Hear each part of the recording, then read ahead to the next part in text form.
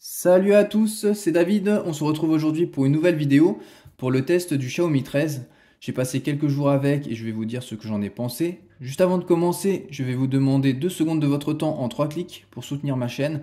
Avec un petit clic pour vous abonner à ma chaîne si ce n'est pas déjà fait, le second sur la cloche de notification pour être alerté de mes prochaines vidéos et un dernier clic sur le pouce si tu as apprécié cette vidéo.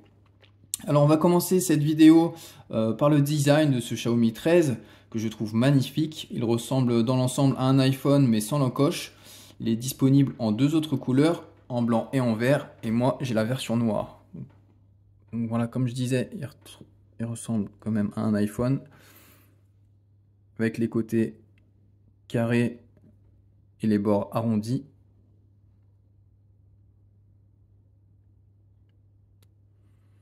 La différence à l'avant, c'est ce petit poisson centré que n'a pas l'iPhone. Il a une encoche. Donc sur le côté droit, on retrouve le bouton volume plus et moins. Ici, le bouton d'alimentation. À gauche, il n'y a rien du tout. Sur la partie haute, on retrouve le microphone, le haut-parleur, de l'infrarouge et un microphone. En bas, on retrouve ici l'emplacement de la carte SIM, le microphone, le port USB-C pour charger son téléphone et un autre haut-parleur. Donc ce Xiaomi 13 possède un dos en verre avec une belle brillance, mais il prend énormément les traces de doigts. Je ne sais pas si on va bien le voir. J'aurais préféré une version mat pour éviter ce genre de désagrément. Le châssis, lui, est en alliage d'aluminium. Il est d'ailleurs certifié IP68, ce qui signifie qu'il est résistant à l'eau et protégé de la poussière. Au niveau de la taille de l'écran, on retrouve un écran de 6,36 pouces avec une épaisseur de 7,9 mm et un poids de 189 grammes. Il n'est pas le plus mince ni le plus léger, mais c'est l'un des plus compacts sur le marché actuellement, avec seulement 15,2 cm de long. Donc pour ceux qui recherchent un téléphone compact ou pour les petites mains, ce smartphone sera très agréable pour vous et se fera très peu ressentir dans votre poche. Au niveau de l'audio, ce Xiaomi 13 intègre deux haut-parleurs et il est compatible Dolby Atmos. Je vais vous montrer ce que ça donne au niveau sonore.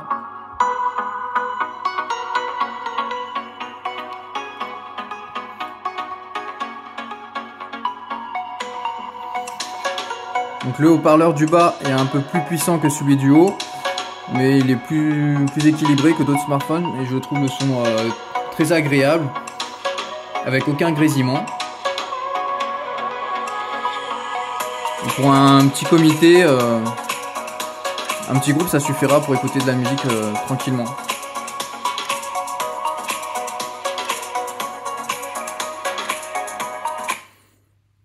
Voilà ce que ça donne pour la partie audio.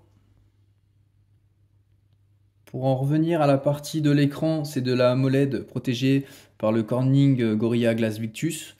Il a une résolution de 2400 par 1080 et prend en charge les formats HDR Pro, Dolby Vision et HDR10+. Il a une excellente clarté et il est parfait pour regarder des vidéos sur YouTube et des programmes en streaming, comme sur Netflix ou Amazon Prime par exemple. Si vous cherchez une résolution supérieure à celle du Full HD+, alors vous pouvez vous tourner vers la version au-dessus du Xiaomi 13 Pro qui lui est équipé d'un WQHD+. J'ai trouvé que les couleurs sont vives et Xiaomi affirme que son téléphone atteint une luminosité maximale de 1910 nits. En réel, j'ai pu utiliser en plein soleil tout en voyant tout très clairement. En extérieur, le soleil ne m'a pas dérangé. Par défaut, l'écran est configuré avec un taux de rafraîchissement dynamique, mais si vous avez vous avez la possibilité de le régler en permanence sur du 60 ou du 120 Hz, ainsi que de choisir quelques applications qui profiteront du taux de rafraîchissement le plus élevé. J'aurais bien voulu qu'on puisse choisir du 90 Hz, mais ce n'est pas le cas, il me semble. Je vais vérifier avec vous. Paramètres, tac, tac, tac, tac, affichage, taux d'actualisation. Donc par défaut, il il est sur dynamique, comme je vous ai dit. Ça permet d'économiser de la batterie. Et là, vous avez personnalisé. Et vous pouvez choisir, donc voilà, comme je vous ai dit, que du 60 ou du 120. J'aurais bien voulu qu'il y ait du 90 Hz, mais malheureusement, il n'y en a pas. Ce qui est bien dommage.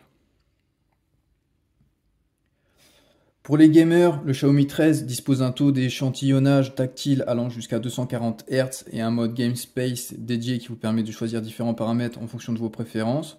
Vous avez le mode équilibre, haute qualité ou personnalisé et même le mode économie de batterie, ce qui est plutôt pas mal. Comme vous avez pu le voir aussi, vous pouvez déverrouiller le téléphone avec le capteur d'empreinte qui est situé en bas. Il fonctionne très très bien. Il est très réactif. Il y a aussi la reconnaissance faciale qui elle aussi est très bonne. Je vais vous montrer aussi. Voilà, il déverrouille super bien. Aussi réactif que l'empreinte. Sauf que l'empreinte, je la trouve un peu basse. C'est le seul défaut que j'ai à dire là-dessus. Parce qu'elle déverrouille super bien, mais je la trouve un peu basse. Je sais pas si on voit bien.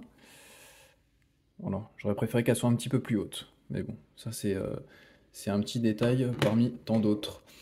Au niveau du logiciel, le Xiaomi 13 est livré avec Android 13 et MIUI 14. MIUI propose une bonne expérience générale. Les animations sont rapides et fluides. Le système de widget est sympa, ça permet d'ajouter des fonctions rapides sur la page d'accueil. On peut même pousser la personnalisation jusqu'à même retirer le nom des applications pour épurer. Je trouve ça sympa. Je ne l'ai pas mis, mais j'avais vu ça sur écran d'accueil. Tac, tac, tac. Ne pas afficher le texte. Voilà. Et là, on retrouve toutes nos applications, mais il n'y a pas le nom en dessous. Là, le Play Store, vous voyez, il n'y a plus écrit Play Store en dessous, comme sur la galerie photo. Là, ici, c'est le logo des paramètres et il n'y a plus. Ça a disparu. Donc, je trouvais ça sympa sur MIUI 14. Je trouve ça vachement épuré et je trouve ça très sympa. Donc, comme je vous ai dit, une très bonne expérience générale. Les points positifs aussi, c'est qu'il y a très peu d'applications préinstallées. Le centre de contrôle est lisible et pratique. Cependant, l'interface paraît parfois un peu brouillon. Ça fait un petit peu fouillis au niveau des paramètres, mais rien de bien méchant quand on ne connaît pas, c'est un peu plus difficile. Mais quand on connaît MIUI, on s'y retrouve facilement. Après, tout dépend des goûts et des couleurs de chacun. Certains préféreront Oxygen OS de chez OnePlus, d'autres One UI de chez Samsung, etc. C'est une question de goût et de couleur. Alors au niveau du processeur maintenant, donc on retrouve la dernière puce Snapdragon, le 8 Gen 2 associé à 8 Go de RAM avec du LPDDR5X qui est la dernière version et 256 Go de stockage. Donc il a le même processeur que la série S23 de chez Samsung ou encore le OnePlus 11. D'ailleurs, si vous n'avez pas encore vu ma vidéo test de ce OnePlus 11, je vous invite à aller jeter un coup d'œil. Autant vous dire, ce Xiaomi 13 est très puissant et bien optimisé. Il faudra tourner tous vos jeux avec une légère chauffe au bout de 15-20 minutes de gaming à peu près. D'ailleurs, la chauffe est limitée grâce à son système de refroidissement qui couvre presque la moitié du téléphone. À l'arrière donc de ce téléphone, on retrouve 3 capteurs. Donc 3 capteurs avec un grand angle de 50 millions de pixels avec une ouverture 1,88 avec stabilisation optique. Un téléobjectif de 10 millions de pixels avec une ouverture 2.2 avec un zoom optique allant jusqu'à 3,2. Et un ultra grand angle de 12 mégapixels avec une ouverture 2.2. Et à l'avant, on retrouve sur ce petit poisson un capteur selfie de 32 millions de pixels avec une ouverture 2.0. Et on peut voir aussi, comme je le disais au début de la vidéo, le partenaire Leica, qui est en collaboration avec Xiaomi. Ça permet au Xiaomi 13 de bénéficier de l'expertise et leur style à travers 2 profils de photos. D'un côté, le Leica authentique qui propose une photo avec des couleurs le plus proche possible de la réalité. des ombres bien définies et un contraste poussé, et des détails assez précis. De l'autre, vous avez le Leica vibrant qui modifie légèrement la saturation et la luminosité pour créer des couleurs vibrantes et des ombres tranchées, qui s'avère particulièrement efficace pour capturer l'émotion d'une scène ou d'un instant. Après, c'est ce que propose Xiaomi. Après, moi, je trouve que la coopération avec Leica n'est pas immédiatement perceptible sur le téléphone. Il a montré que quelques différences par rapport à son prédécesseur qui, lui, n'était pas en partenariat avec Leica. Mais entre ces deux modes, personnellement, j'ai préféré l'option vibrant, car les détails ressortent beaucoup mieux sur l'écran, mais c'est une question de goût. L'effet bokeh automatique du mode portrait est un peu excessif selon moi, mais il est possible de le régler avant de prendre la photo. Il fait un bon travail de floutage sur les mèches de cheveux rebelles ou errantes. J'ai trouvé que globalement ce Xiaomi fait des photos claires, nettes et détaillées. Il est facile d'obtenir une photo de qualité que ce soit à l'intérieur ou à l'extérieur. Le téléobjectif et le zoom optique x3 prennent des photos extrêmement claires sans compromis sur les couleurs ou la qualité. Et on a la possibilité de zoomer numériquement jusqu'à x30. Mais après, le x30, je le déconseille car les images deviennent beaucoup plus troubles et presque inexploitables. L'appareil photo ultra grand angle a un champ de vision jusqu'à 120 degrés. Les couleurs deviennent plus fades et les ombres perdent un peu de profondeur. Sur certains angles, le capteur peut déformer, je trouve. Mais bon, ce n'est pas attitré à ce téléphone, hein. En général, l'ultra grand angle déforme, quel que soit le modèle. C'est-à-dire que le mode nuit relève très bien les sujets. Les détails sont visibles, même dans des conditions très sombres. Le seul défaut que j'ai remarqué, c'est au niveau du ciel. Il prend une teinte bleue qui fait, comment dirais-je, artificielle. En ce qui concerne la caméra frontale, l'effet de flou est plus imprécis que sur le capteur principal, avec quelques mèches de cheveux qui se fondent dans l'arrière-plan.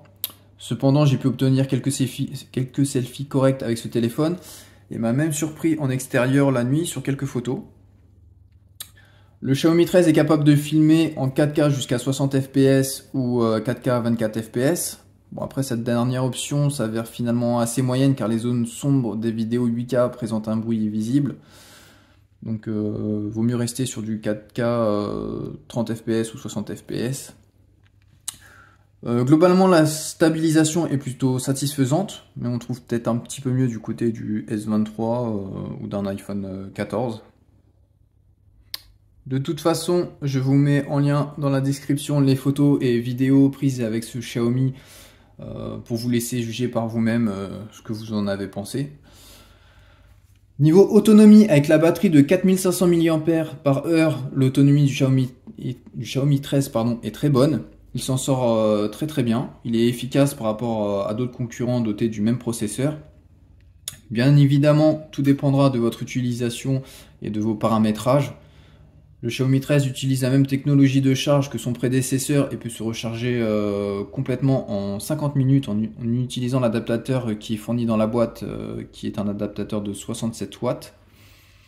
En une demi-heure seulement, j'ai atteint à peu près 80%. Donc l'appareil prend en charge aussi la charge sans fil jusqu'à 50 watts et la charge sans fil inversée jusqu'à 10 watts. Donc globalement, avec mon utilisation personnelle, j'ai tenu une journée, mais en l'utilisant assez intensivement. Et en fin de journée, il devait me rester à peu près 15%. Donc une journée à une journée et demie, selon votre utilisation, ça le fera largement. Après, quelqu'un qui l'utilise modérément, il pourra tenir à peu près 2 jours. Au niveau de la connectivité, c'est un sans faute. Il a les dernières technologies Wi-Fi 6E. Il a aussi du Wi-Fi 7, mais on n'a pas le matériel pour pouvoir utiliser du Wi-Fi 7, du moins en France pour l'instant. Il a du NFC et la dernière version de Bluetooth 5.3.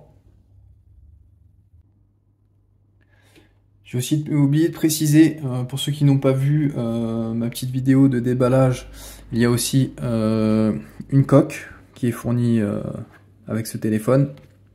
Donc effectivement, comme j'ai dit, Il prend énormément les traces de doigts, donc pour éviter ce désagrément, la coque fournie transparente suffira amplement, déjà pour le protéger et éviter les traces de doigts, car tous les smartphones ne sont pas vendus avec une coque, et certains encore moins avec le bloc charge, donc c'est un très bon point. Donc on arrive maintenant à la conclusion de ce test. Ce téléphone coûte 999 € en 8 Go avec 256 Go de mémoire. Alors est-ce que je recommanderais ce téléphone car son prix signifie qu'il doit faire face à une concurrence assez féroce, avec par exemple le S23 de chez Samsung, le Pixel 7 Pro de Google ou encore le OnePlus 11. Pour 999 €, est-ce que je recommanderais ce téléphone? Non, car je le trouve trop cher. Pour ceux qui cherchent un bon smartphone pour la partie photo, je leur conseillerais plutôt un Pixel 7 Pro, qui est moins cher. Je parle niveau rapport qualité-prix. Ou alors un OnePlus 11 qui lui est 150 € moins cher que ce Xiaomi qui fait aussi de bonnes photos, avec un SoC équivalent, et le OnePlus 11 a même une meilleure charge rapide que ce Xiaomi 13 avec 80 watts. Mais malgré tout, ce Xiaomi est un très bon smartphone. Si vous avez les moyens, vous pouvez y aller les yeux fermés, car il a un excellent appareil photo principal, une charge rapide avec un chargeur quand même fourni dans la boîte de 67 watts. Il a des performances au top, un design compact. Le constructeur s'est d'ailleurs fendu d'une offre de précommande pour le moins intéressante. Pour tout achat d'un Xiaomi 13 ou même d'un 13 Pro, vous avez le droit à un téléviseur 4K Xiaomi référence P1e de 43 pouces, quand même d'une valeur de 449 €, qui est offerte pour ceux qui précommandent ce téléphone. Donc on voit que Xiaomi veut récompenser les premiers acheteurs. Donc c'est quand même une offre assez tentante, je trouve. Maintenant, ça sera à vous de vous faire votre propre avis avec tout ce que je vous ai dit. Voilà, c'est tout pour aujourd'hui. On se retrouve bientôt pour une nouvelle vidéo. Ciao, ciao!